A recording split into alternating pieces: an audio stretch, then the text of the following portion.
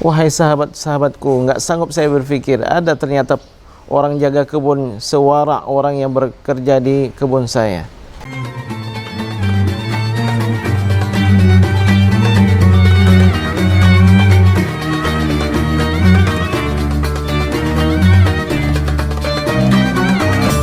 Assalamualaikum warahmatullahi wabarakatuh. Sidang hadirin wal hadirat yang dimuliakan oleh Allah Subhanahu wa taala.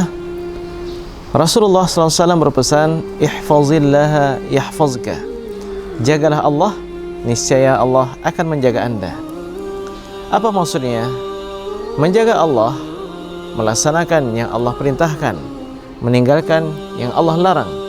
Ketika kita menjaga, maka Allah akan menjaga kita, menjaga agama kita, menjaga keluarga kita, menjaga harta kita, dan menjaga dunia dan akhirat kita.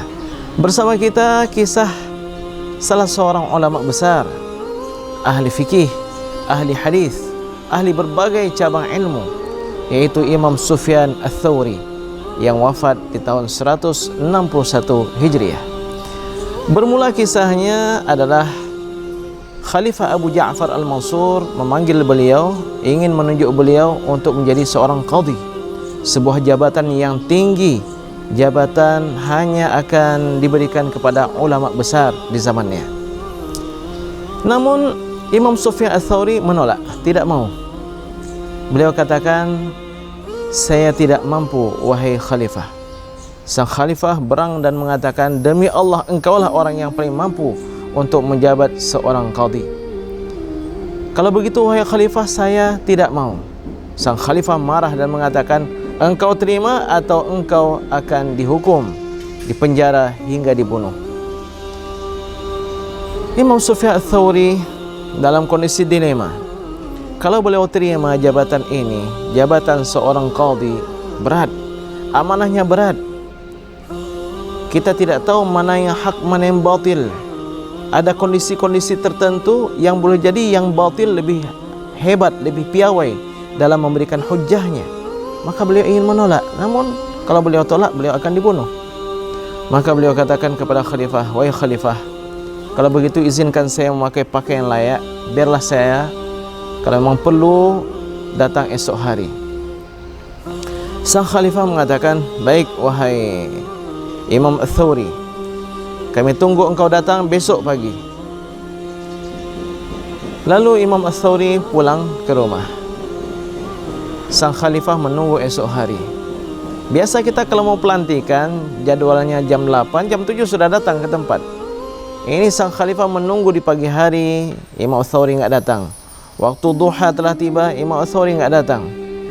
Sehingga sang khalifah mengatakan dan memerintahkan kepada para pengawal dan para prajurit untuk menjemput Imam Ats-Tsauri. Berangkat mereka. Ketika sampai di rumah Imam Ats-Tsauri, ternyata rumah Imam Ats-Tsauri kosong. Mereka tanyakan kepada tetangga-tetangga Imam Ats-Tsauri, dan ternyata mereka mengatakan, kami tidak tahu. Tapi sepertinya menjelang waktu subuh, kami mendengar suara ringkikan kuda. Sepertinya beliau telah mempersiapkan untuk keberangkatan. Pulang mereka kepada sang khalifah. Sang khalifah marah sekali. Oh, ternyata demikian. Saya ingin melantik beliau, ternyata beliau melarikan diri. Imam Ats-Tsauri melarikan diri dari dunia demi menyelamatkan iman dan agama beliau. Kemana beliau berangkat? Beliau berangkat ke Yaman. Ceritanya berlanjut. Di tengah perjalanan menuju ke Yaman, beliau kehabisan bekal. Layaknya seorang ulama, seorang muslim yang berdikari mandiri, tidak berpangku tangan dengan meminta-minta dan mengemis kepada orang lain, beliau pun bekerja di salah satu kebun kurma. Setelah beberapa waktu beliau bekerja di kebun kurma tersebut, berlalu 1 bulan, 2 bulan atau 3 bulan, datang sang pemilik kebun sambil santai menyapa beliau dan mengatakan, wahai tukang jaga kebun, wahai buruhku, tolong hantarkan kepadaku semangkuk kurma yang paling manis. Imam Ats-Tsauri datang menyuguhkan satu mangkuk kurma. Sang pemilik kebun makan dan mengatakan, wahai fulan, aku minta kurma yang paling nikmat, yang paling lezat, yang paling manis. Kok kamu antarkan kurma yang kurang manis ini, kurang lezat? Baik wahai tuan, izinkan saya mencari yang lain. Pemilik kebun tersebut kembali makan. Wahai fulan, tidakkah engkau bisa membedakan mana kurma yang manis, mana kurma yang kurang manis, mana pohonnya yang ini dan yang itu? Beliau mengatakan, wahai tuan, saya bekerja di sini, Anda tidak pernah mengizinkan saya untuk mencicipi, jadi saya enggak tahu. Terkejut sang pemilik kebun. Lau kunta Sufyan Ats-Tsauri lama fa'alta hadza. Sekiranya engkau itu Sufyan Ats-Tsauri, niscaya engkau enggak akan melakukan sampai sedemikian rupa. Nama Imam Ats-Tsauri itu tersebar, diketahui oleh banyak orang, tapi mereka enggak tahu yang mana Imam Sufyan Ats-Tsauri. Sehingga pemilik kebun tersebut mengatakan, wahai fulan, sekiranya engkau ini Sufyan Ats-Tsauri, engkau pun tidak akan melakukan hal yang sampai seperti ini, yaitu terlalu wara'. Sang pemilik kebun geleng kepala, enggak sanggup berfikir, kok ada orang yang seperti itu. Kita biasa mempekerjakan orang di kebun duku kita, kebun durian kita, begitu tiba musimnya, kita mau makan, kita bertanya, mana? Oh, di sana tuan. Oh, di sana, wahai pak, di sana dukunya lebih manis. Yang ini pohon duriannya, buahnya lebih bagus. Ternyata dia sudah duluan merasakannya. Jadi sambil keluar dari kebun tersebut, geleng kepala, bertemu dengan sahabat-sahabatnya. Wahai sahabat-sahabatku, enggak sanggup saya berfikir ada ternyata orang jaga kebun sewara orang yang bekerja di kebun saya. Dan mereka semua tercengang dan mengatakan, wahai fulan, siapa yang bekerja di kebunmu? Orangnya bagaimana perawakannya? Jenggotnya bagaimana? Wajahnya bagaimana? Tubuhnya bagaimana? Diceritakanlah dia begini. Wah, itu Sufyan Ats-Tsauri. Khalifah telah mengumumkan siapa yang berhasil menangkap Imam Sufyan Ats-Tsauri, maka baginya 3.000 dinar. 3.000 dinar, Masya Allah. 1 dinar itu 4,25 gram emas.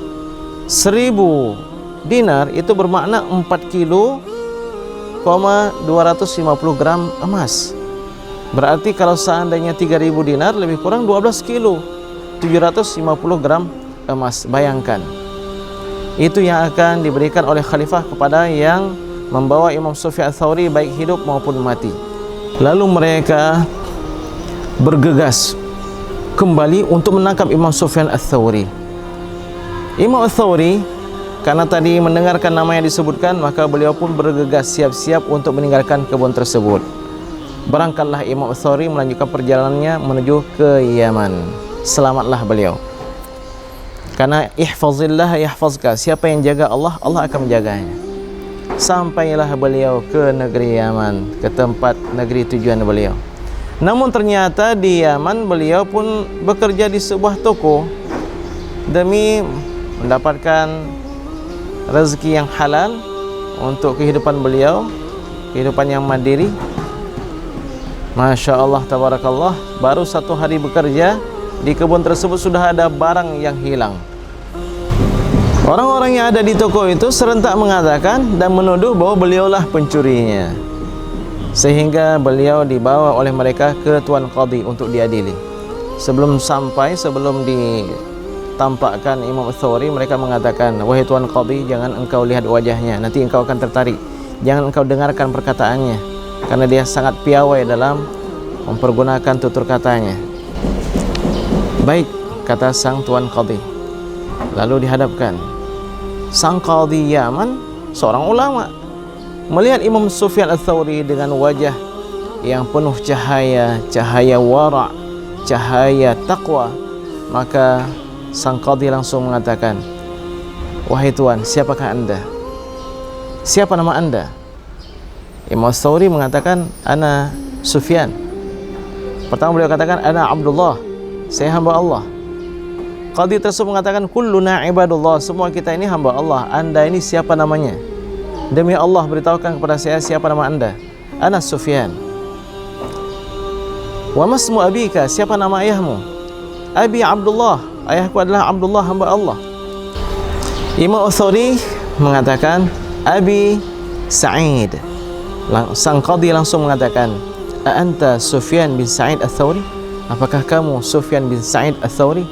Naam, ana Sufyan bin Sa'id Ats-Tsauri. Maka segera sang qadhi mencium tangan beliau, memeluk tangan beliau. Marhaban bi ulama'ina, selamat datang wahai alim kami, wahai alim umat Rasulullah sallallahu alaihi wasallam. Wahai fulan, wahai imam kami, wahai Imam Sufyan bin Sa'id Ats-Tsauri, tinggallah bersamaku. Demi Allah, aku akan berusaha untuk menyembunyikanmu.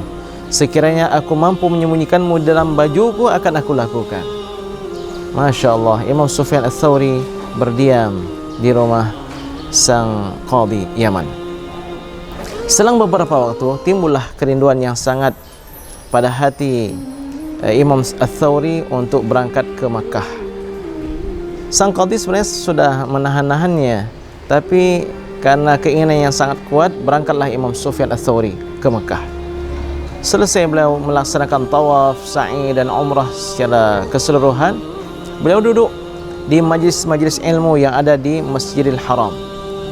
Dulu Masjidil Haram itu ada halaqah, ada majlis untuk mazhab Hanafi, mazhab Syafi'i, mazhab Hanafi dan mazhab Hambali, dan juga ada majlis tafsir dan lainnya. Begitu sang tuan guru yang ada di majlis-majlis tersebut melihat beliau, semuanya tertegun dan menanyakan, siapa anda? Ketika mereka tahu bahawa di hadapan mereka adalah Imam Sufyan Ats-Tsauri, maka majlis-majlis ilmu yang ada di Masjidil Haram menjadi satu, menjadi majlis ilmu Imam Sufyan Ats-Tsauri. Berita ini sampai ke Irak, ke Abu Ja'far Al-Mansur. Abu Ja'far Al-Mansur sangat berang, sangat murka. Orang yang kita cari-cari ternyata santai-santai dan dielu-elukan oleh masyarakat yang ada di Mekah. Abu Ja'far Al-Mansur menyiapkan pasukan dengan berbagai macam persenjataan untuk menangkap Imam Ats-Tsauri di Makkah. Berangkat mereka, berangkat. Begitu hampir tiba di kota Makkah, sang khalifah mengatakan kepada prajuritnya, duluanlah kalian ke Makkah, tangkap Imam Sufyan Ats-Tsauri sebelum aku tiba, agar begitu aku tiba, kita langsung mengeksekusi beliau. Begitu tiba di Masjidil Haram, para prajurit lengkap dengan persenjataan langsung masuk dan mengatakan, ayyukum Sufyan bin Sa'id Ats-Tsauri? Siapa di antara kalian yang bernama Sufyan bin Sa'id Ats-Tsauri? Semuanya terdiam, sehingga mereka mengulangi beberapa kali dan mengatakan, kalau tidak ada di antara kalian yang mengakui, maka semua kalian yang ada di sini semua akan kami tangkap dan kami siksa. Maka Imam Sufyan Ats-Tsauri berdiri, langsung menghadap ke arah Ka'bah, tepat di depan Multazam. Beliau berdoa, ya Allah, demimu ya Allah, demi keagunganmu ya Allah, jangan engkau izinkan Abu Ja'far Al-Mansur menginjakkan kakinya di kota Mekah. Sedang beliau berdoa, tiba-tiba datang prajurit yang lain. Inna lillahi wa inna ilaihi raji'un. Khalifah Abu Ja'far Al-Mansur jatuh tersungkur dan meninggal dunia tepat di depan pintu gerbang kota Makkah. Subhanallah, begitu hebatnya orang-orang yang bertakwa kepada Allah, menjaga diri, menjaga agama Allah Subhanahu wa taala. Allah akan terus berikan perlindungan kepadanya. Dalam keseharian kita, sedang hadirin hadirat, banyak tantangan hidup ini. Tapi adakah kita sertakan takwa kita kepada Allah, merasa takut kepada Allah? Jangan takut dengan yang haram, dengan yang syubhat. Ketika kita hindarkan diri kita dari yang haram dan syubhat, yakinlah Allah Subhanahu wa taala menyiapkan yang terbaik untuk kita. Allah Maha melihat. Tidak sedetik pun, tidak ada satu tempat pun yang luput dari pengawasan Allah Subhanahu wa taala. Tinggalkan yang Allah haramkan, Allah akan menyiapkan yang lebih baik bagi kita. Laksanakan yang Allah perintahkan, niscaya kita akan menjadi pribadi-pribadi yang bertakwa, yang dimudahkan segala urusannya, dikawal oleh Allah Subhanahu wa taala, diurus segala urusannya oleh Allah Subhanahu wa taala. Mudah-mudahan Allah Subhanahu wa taala memberikan taufik, inayah dan qudrah kepada kita untuk melaksanakan ihfazillah yahfazka. Jagalah Allah, niscaya Allah akan menjaga kita. Wassalamualaikum warahmatullahi wabarakatuh.